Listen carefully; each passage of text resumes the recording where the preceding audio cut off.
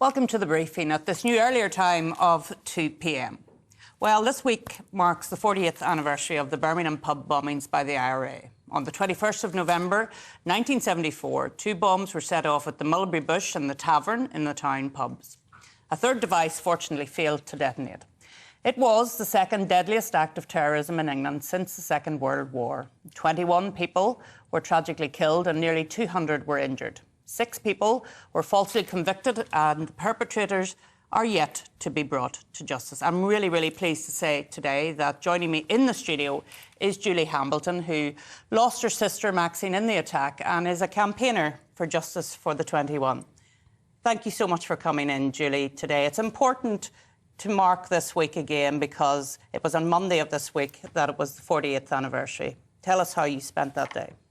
Well, first of all, thank you for inviting me onto the show, Arlene. Well, on Monday, we always have 2 memorials. The first is at St Philip's Cathedral, which is our spiritual home.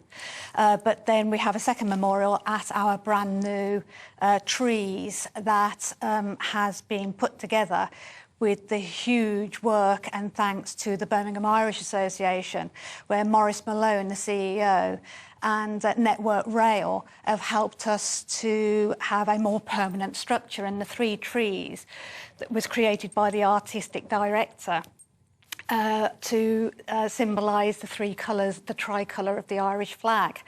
And the trees have the branches of the names of each of our loved ones on it. And this year we were so fortunate to unveil this fantastic new lighting system that has been funded by donations from the Irish community, the Irish Regeneration Fund, Reconciliation Fund, Network Rail, and also the Birmingham Irish Association, without whom none of this would be possible. Well, I think that's very interesting, Julie, because a lot of people will say, hold on a second, these were Irish terrorists who came over and killed your lovely sister and 20 other people, injured so many other people. But yet you have found reconciliation with the Irish community in Birmingham. I think that's very important. It is it's hugely significant for us. When my brother and I first started campaigning over 11 years ago, one of the things we always wanted to do was to work towards rebuilding that fantastic community that Birmingham had prior to the bombings, because the Irish community were castigated vociferously. Yeah. And we wanted to try and in some way to rebuild that tight community that was there prior to the bombings, and this process is helping to rebuild that community, and that is with huge thanks to Professor Gavin Schaefer, Rick Sinclair, Maureen Slattery Marsh, and the incredible Maurice Malone, who's the CEO of the Birmingham Irish Association, and not forgetting the excellent work of the chaps from Network Rail. But what we must not forget is that 6 men were convicted of a crime they didn't commit, and then when they were released in 1991, the West Midlands Police did nothing. I mean, how did the authorities get this so wrong? And ever since, we've been fighting to try and get truth and justice and accountability for our loved ones. And now we are faced with this government's rancid idea of trying to push through the Northern Ireland Troubles Legacy Reconciliation Bill, which, under another guise, is an amnesty bill. Yes, so that legislation is in the House of Lords at the moment. It's going into committee stage. It's already been in the House of Commons. And the idea behind it, I mean, there's various different parts of it, including reconciliation, but you're showing how to do reconciliation in a real meaningful way on the ground, victims working to rebuild with a community which, as you rightly say, was castigated at the time of that terrible event. Yes, but Baroness O'Lone, yes, in the debate on Wednesday evening, she highlighted, which I thought was most interesting, that reconciliation in the bill is mentioned, I think she said it was 187 times. But out of 187, 186 of reconciliation is only in the heading. There's only one section of the bill that actually mentions reconciliation in any slight detail. And Lord Eames, I thought, made a most powerful point. And he said that this bill is basically, quote, putting a horse, and dare I say, hearse, through justice. And that is exactly what this bill is doing. There is no victim's family, and most soldiers that I am aware of are opposed to this. You know, the soldiers say that if there is a case to be brought against them, then they are happy to go to court to face the prosecution, because there is no honour in amnesty. Yeah. And there is no honour in this Conservative government trying to railroad this obscene piece of legislation through into the law books that will allow murderers like the cowards who came to our city, killed with impunity and then ran away, which is what they did. They planned, they prepped, and they planted bombs in two packed pubs, because in 1974 people would get paid every week or every fortnight, and they'd get paid on a Thursday. And the provisional IRA always claimed that no one was meant to get killed. Oh, really? Yeah. I mean, who do they think they're kidding? And that's what they're trying to do, is they're trying to rewrite history of their past. But this goes much broader than that, because that is exactly what this bill is doing. Because the Conservative government are trying to bury their own dirty, dark past of their own collusion. I mean, I hope Baroness O'Lone doesn't mind me quoting her, but she did say, referring to the Omar bombing, we need never forget that the people who killed the innocents on the 15th of October 1998 were the Provisional IRA. We can say the same about our loved ones and about thousands of others. And what really... it makes us so angry. My mum, who will be watching, she had to identify Maxine. Yes.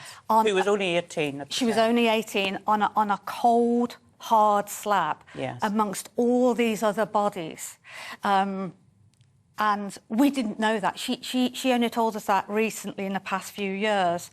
And when she told us, I didn't sleep for a week, knowing that my mum's last image of her daughter was that. Now, we have other parents, we have other wives, we have sons and daughters who had to ID their fathers. The two of the youngest was Neil Tommy Marsh and Paul Anthony Davis. They were both from the West Indies. Tommy was only 16 and Paul Anthony Davis was only 17. They were only walking past the pubs and they were killed by flying glass. And there are thousands of families like ours, and no family believes or everybody wants this bill to be scrapped. So what the government is saying is that this is to stop soldiers from being prosecuted. What a load of rubbish. We had a meeting with Brandon Lewis earlier this year when he was still Northern Ireland Secretary of State. And George Jones, who lost his father in the mulberry bush and had to identify him, put it to Brandon Lewis and said, how many soldiers is this meant to be protecting? He said, because I've done some, and he does do his research, George does, and he says, I can't find more than a handful. He said, I think there's 3.